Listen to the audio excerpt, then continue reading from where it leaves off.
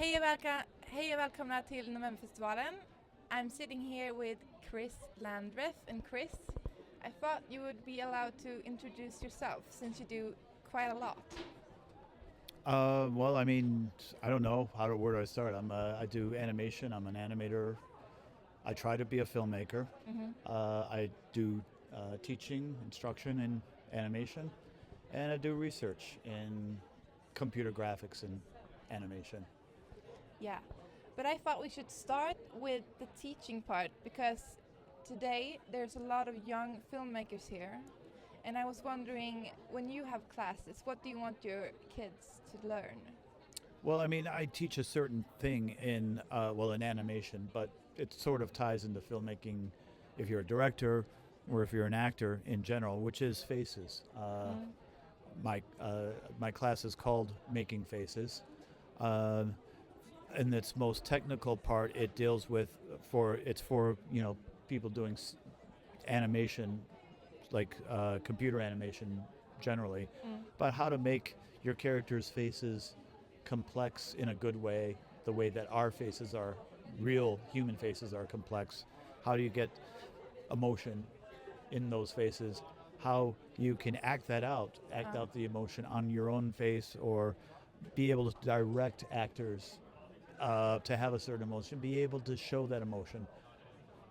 That's everything. If you can get that on a person's face, and if you can animate that in particular, then it's gold, and that's what I try to teach. How old were you when you started making movies? That would be giving away way too much. But I did not start doing animation until I was 30 years old. Wow. What tips or what did you learn the first years of making movies that you can share with all these people today? Yeah, I think the thing that I really needed to learn, that I think I did, was writing. Was being able to lay down a story and be able to tell it with pacing and with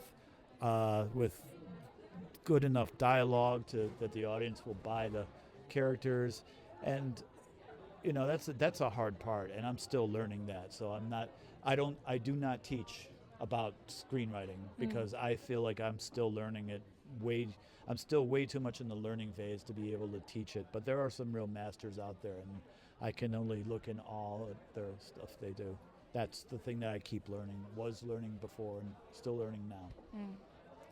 So when you start with a movie, you don't start with a script. I do start with a script. You do start with a script. In fact, even though I do animated films, I write the script first. Okay. Yeah. A lot of animators will tell you that they don't do that they get visual very quickly. That is, that they start putting up storyboards. I don't know if you know storyboards, but panels that show the visual part of a film, and that they drop the script at a certain point. But I'm totally into getting a good script with great dialogue. So you stick to the script? I do, yeah. And if you want to take one thing with us today, that's stick to the script? No, don't ever. That's the way that I work. No, seriously, that is the way that I work. And I would say no, don't necessarily do what I do. That's what I'm most comfortable with, because I like the things that you work out in writing, like dialogue.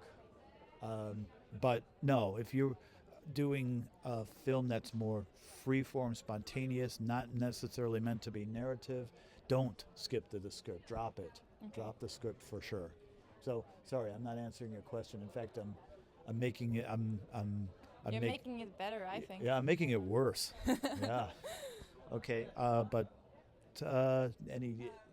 I don't know. What advice? I mean, follow your passion. You could say that, I guess. But that sounds too cliche, maybe. Totally cliche. I mean, yeah, that there will be times that you will be discouraged from doing or writing what you are doing, and do not pay attention to it. Ignore it. So just follow your passion. Yeah. And I think we'll finish off with that cliche, but it's Yeah, still finish with that cliche. That finish with sounds a good, yeah. cliche. It's Yep. still true though. It's still true. So I want to say thank you All right, for thank taking you. the time. Yeah, my I pleasure. know you're in a very big hurry. Yeah. And that's it. All right.